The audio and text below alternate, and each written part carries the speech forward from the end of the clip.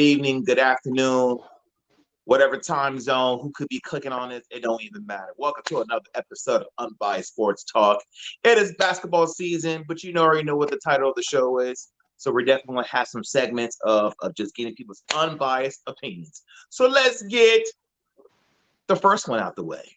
And I thought about this because of a conversation I had with Carl a very, very long time ago. So I want to see if the standard is the standard. Here we go. Jason Kidd, Jason Williams, John Stockton. Who are you taking in today's game? And who can you do without?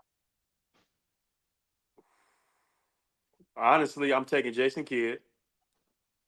I think with the flair and the speed of the game, probably Jason Williams, and I'm gonna do without John Stockton. Okay, you my man. E. I have to agree with Jason Kidd. Defense, offense, ability to be a floor general. That again, defense and the cerebralness that he brings to the game. That's my top thing. So I love that about him. The next two, honestly, I think today's game we're talking about it. I kind of got to agree with you, Jason Williams, because of his ball handling ability, his ability to pass the ball in today's games probably fits a little bit better. We didn't see John Stockton in the setting, so that's hard. That's hard for me to try to say that Stockton will be a better fit in today's game. I'm sure if he had today's technology and all that and grew up in this game, he'd probably be fine. But we've seen Jason Williams do it. Mm-hmm. So I kind of got to agree with you on that Jason Williams would be the pick in this particular scenario that Ron has put together. Yeah, I was about to say, if y'all would have picked Tom Cruise, I was going to turn this shit off. Why you hate on John Stockton, man? You look at who he guarding? Who he gonna guard? The water boy? I mean, wasn't he like number one in steals at the time? Or close up there, top 5 or something like that? I can't remember. I don't know it's all stats, but I'm just saying that it wasn't like he was chicken liver on defense. Right or wrong? Nah, he wasn't chicken liver, but he'll be chicken gizzards in today's. They'll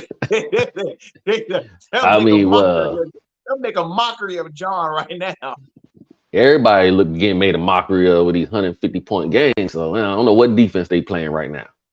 Right. So I'm just gonna jump on y'all's thing too. I got the same order y'all have, especially with Jason Kidd. I think Jason Kidd is the advanced version of Rondo.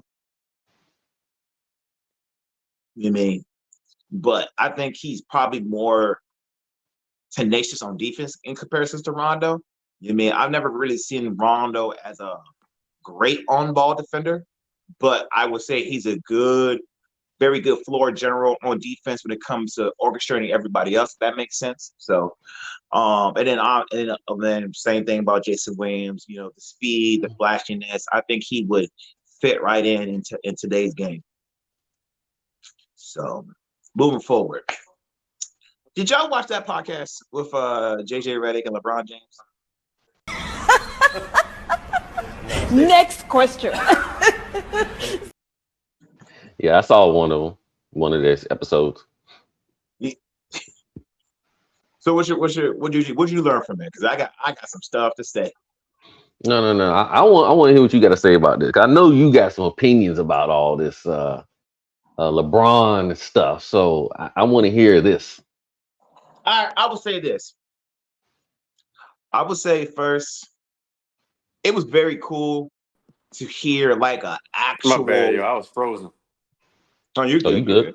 Yeah, I think it was very cool to actually hear a basketball conversation between the two of them. I thought that was pretty cool.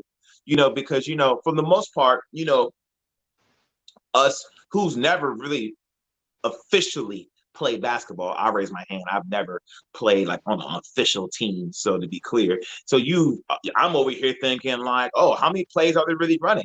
So when you sit there and you listen to the conversation, I'm like, wow, like these guys got plays. You feel me? These guys got terminology. These things like, okay, that sounds really cool. Let me get that out all the way though. Let me get that out all the way. Yes, please do. I didn't hear not one thing about LeBron James when it comes to coaches. I heard a lot about himself. I think this stamps the fact that dude is uncoachable. But now let me be clear though.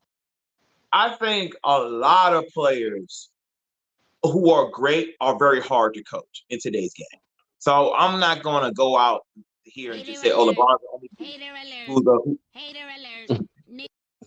But I'm just saying, because when you hear this interview and you go hear Mike Brown's interview right on All the Smoke, you go hear Tyronn Lue's interview on All the Smoke, like constant interviews.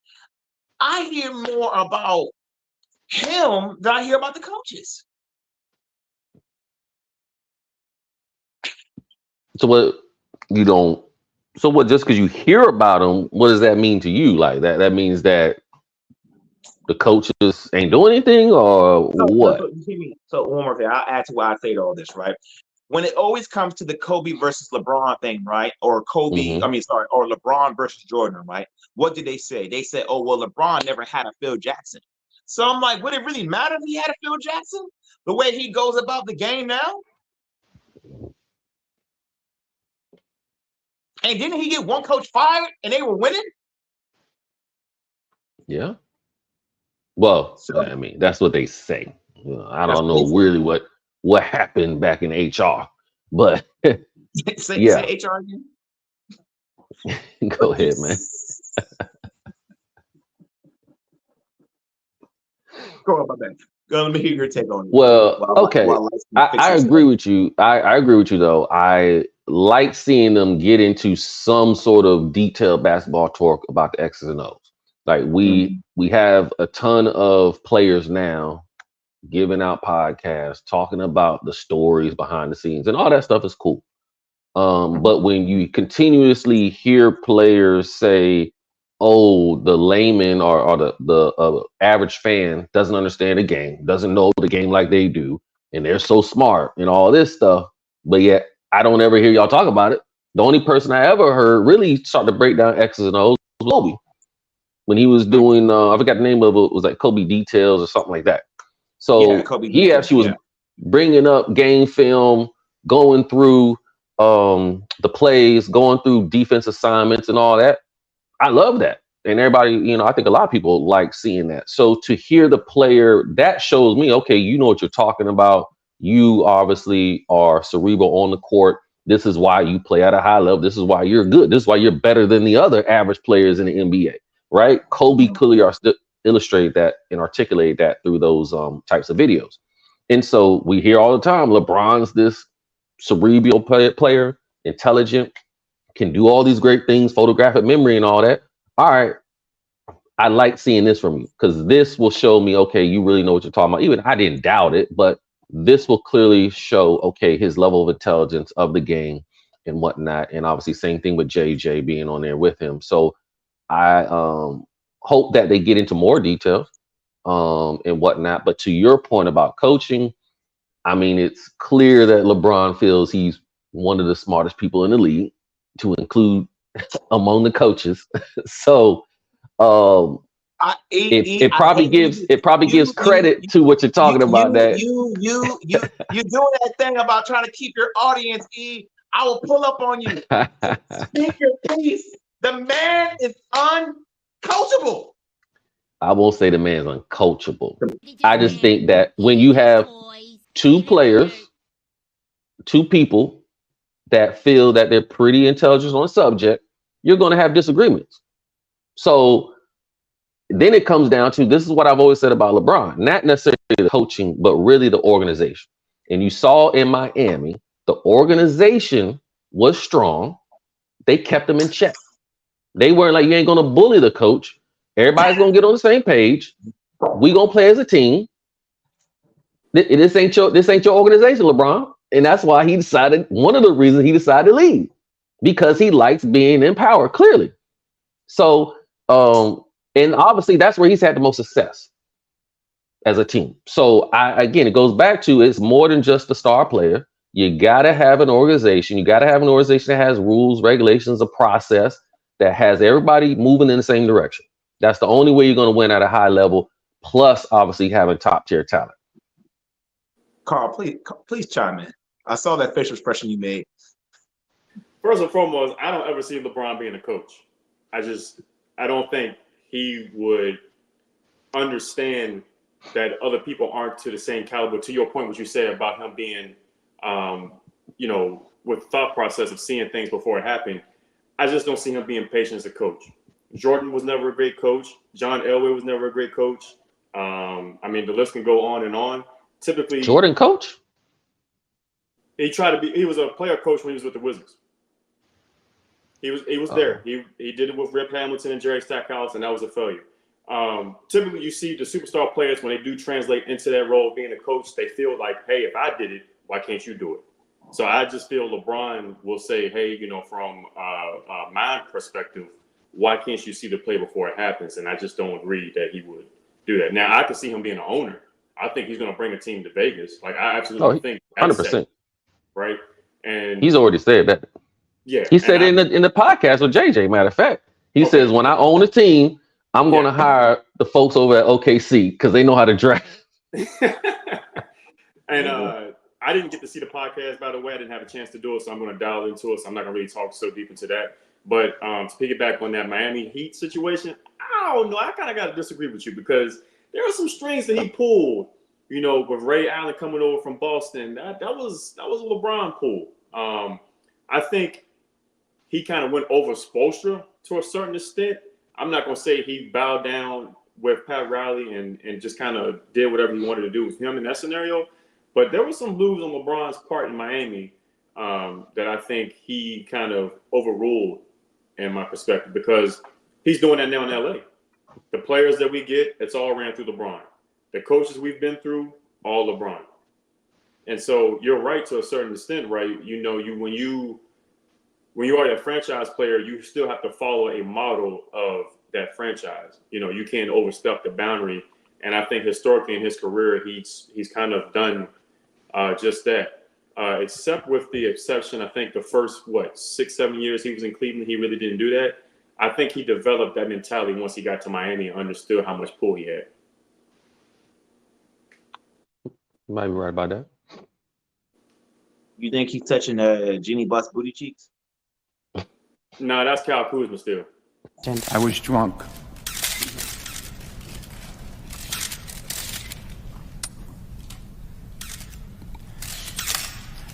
I'm drunk now.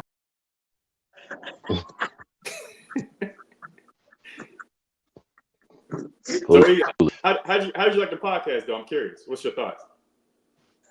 We both said we like the podcast. Yeah. So okay. you say you haven't seen it yet, so we gotta get you to see it. See what you think. You would like it. It's like he was saying, it's like the Kobe details, but it actually has like a written description of like plays or things like of certain schemes that they say.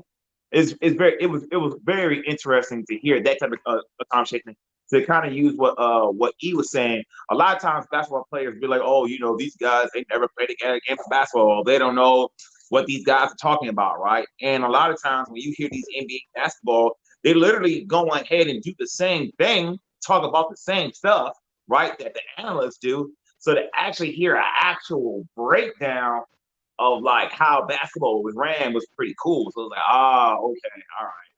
I can see why.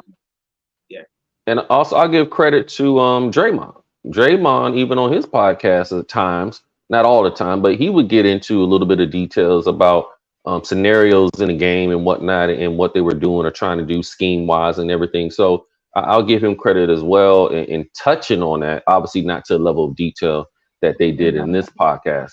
I stopped listening to that First Slave a long time ago. But all right. I'm done with him too. I'm done with him. Oh yeah. You thought I wasn't paying attention to your podcast, Carl? You think I wasn't going to get you on here so you can speak about this? Huh? Go ahead. I want to hear this. Huh? What would be your advice? Let me hear your advice, Carl. Because not Carl. E. me hear yours. This is interesting. No, y'all apparently got something going on here. I want to understand what the situation is for, so I know what direction y'all going in with this, because you can go all over the place with this. Well, my first advice would be cut your Jerry curls. No one's wearing Jerry curls no more. That's one. I agree. Yeah, it's a little weird. It's out there, my man. I don't know what he. Hey, apparently he's been balling lately though. It must be doing something for him. I'll be balling too for the max. I'll be shoot, but you better be careful. That Max, man, she paying attention too. Hey, look, first and foremost, Jalen, you listen to this, man. Go get you a DNA test, bro. Go get a DNA test, because you never know. He know he did. He went off in the deep end on that. He ain't the only one that might be in the deep end for what I heard, man. You know, it's a lot of that's true. That's true. You know, no, I think we kind of to touch back on the topic what we did previous, what y'all did previously, right? There's not a lot of veterans in the league today. To think about it, like LeBron's the oldest player in the NBA, right? This NBA league is very youthful. You know, before in the last 30, 40 years, you had players that were still around, you know, they've been in the game for 15, 20 years, guiding people in the locker room and telling them, you know, how to carry yourself, what to look out for in scenarios such as that, and how to keep your mind on basketball, because ultimately basketball got you everything that you have in life. And I think, like, who's the oldest player on the Rockets right now? I don't even know who to tell you who it is. It used to be John Wall, but I don't have a clue. I don't know. So they're really young team. Right. Wasn't John Wall there like for a week? And look, who's his coach? We can't use him as a good example, right? Ume. Him as a good example. Hey, you can't use him. You can't. But Jalen, man, yes, you gotta talk to some veterans. You know, you gotta keep your eyes on the prize, which is to prolong your career, because the faster way that you can spend money is the faster way it can come out of you, right? And so Brittany Renner has already set this blueprint out that athletes are done. And unfortunately, I hate to say this, but she's proven them right. You know, look at LaMelo Ball in Charlotte. He's got a young Instagram model. Look at Jaylen Brown. That's why he can't keep his left hand straight, because he all up in Bernice Burgos. You know what I'm saying? I mean, I don't know. I don't know what to say. That's just my foundation. I don't have much to say. Okay, hold on. Man, I knew I was gonna get this when I called Carl on this. I knew I was gonna get this. All right, this is my thing. I think this is universal. It's hard to tell any kid anything who's making money. Right. These kids are making a type of money where you really can't say anything. Next thing, how I started the show about the whole standard. We're living in an era, man, where people move the goalpost so much in certain conversations and stuff, so people feel like, no, I can pull it off. Mm-hmm. And that being said, I would say my advice, man, to Jalen Green is, are you gonna follow the trend or be the trend? Because you're just following what everybody else does, right? You hopping on to someone's woman who belonged to another sports guy who was Orlando Scantrick and stuff. How would it feel? How does it feel to walk in somebody's house and the son is 1 year older than you? Bow Wow and Future was in there. She got kids by both of them, all three of them. Mm-hmm. All three of y'all. All three of y'all. But I would say this: if I was his OG, I would say you need to think past tonight, right? Like think past tonight. Like really think about it, right? By the time you're 40, she'll be 60. And then you're still. Well, he ain't marrying her. Yeah, he ain't gonna marry her. What? I mean, it ain't about the marriage. Okay. He still got that money to pay for the kid. You're gonna be paying this woman till she's 60. Exactly. Okay. Like you said, they got all this money. They don't even think about it. They don't care. If they cared, when they would have tried to not make that happen. Mm. But and this is one more thing. This is one more thing too, to kind of piggyback on what Carl said too. No, people snitch on themselves in these podcasts. Just pay attention to what they say. The woman literally said, "We could share a child and we don't have to be in a relationship." That's what she said. Yeah. 100%. What did Samuel Johnson say? He said, "You're not getting my Johnson. You're not. You're not. You're not. I was just watching Hateful Eight the other night. You're not getting this." All right. What advice you got? What you got? This might be interesting. So for all these guys, it don't matter the NBA, it's football, it's all this newer generation, right? Say now. Focus. Tyreek Hill. Focus. Tyreek Hill. Focus. That's what advice I give. If you like, what are we doing here? Like, honestly, and I think it was I saw a couple of videos listening to forgot his name, but it was an older guy who was coaching in the league for a little while and got out of coaching. And he was speaking to the difficulty of these guys not really want to put in the work. Right? Why am I going to show up early, stay late, try to be here to help y'all get better? And you ain't showing up till like 10 o'clock, 10 minutes before practice supposed to start. You out of here as soon as the coach lets you go. You're not working on your game. So the level of effort, and again, I think this goes back to all the other issues we've seen in the league right now when we see these guys being lackadaisical on defense, not putting forth real effort, can't play a whole season. Right? That comes in your conditioning and everything else. So again, what are y'all really doing? Y'all just here just to make money, get the girls and stuff like that, have fun, party. You ain't really here to be excellent and to be the best of the best in the world at this game, which is why you see so many of these foreign guys coming over here and busting your butt because they putting in the work. Yep. So do you want to be a top tier player, one of the best? Do you want to be remembered like a Kobe, like a Jordan, all these other players? Or you just want to be a dude who gets some girls pregnant on the side and get you a little bit of money and go home? Ultimately, I think that's what most of these dudes are doing, which is why they're doing this. They don't really care. So I don't care. Do what you want to do. It's your money. It's your life. Fuck it up. Well said. Or be great. Period. I'm gonna move off of Jerry Curl because don't he got a video of him? Don't he got a video of him dry humping his teammate? Oh my gosh, I forgot about that. Yeah. All right, moving on from the weirdo. Last topic of the night. I thought about this, and I thought about my grandma on how long it takes for her to turn around. All right, in your opinion, who you taking into this game? Larry Bird, Chase McGrady, Paul George. Oh. I don't need Larry Bird. This is what you doing? You cutting? What are you talking about? If we picking one person, you doing something? This is Larry Bird. This is Larry Bird's spin move. Hey man, Larry Bird will be the toughest out of this bunch, so he's not getting cut. Mentally, yes. Yeah, I'm about to say I don't. If out of all three of them, I'm probably cutting PG. I'm with you, E. I'm cutting PG. I'm starting T-Mac, and Larry's coming off the bench. I'm definitely going with Tracy McGrady, but I'm not picking Forrest Gump. I'm taking him. The mindset, like I said, that's the whole reason we talk. What I was talking about before, I'm picking that dude because he was one of the toughest mentally players out there at the time. Larry Bird gonna talk that to PG and get him off his game. And everybody else, he's getting KD's ear. He'll probably get in LeBron's ear. I'm telling you, he's gonna give him that work. You said PG. You said PG. Paul George wants to sit down anyways. For how many games he wants to sit down for? Don't get me started with Paul George. You know what I mean? That man don't mind sitting down. Him and Kawhi. Yep. Man, he better be podcasting. That's why he ain't cut.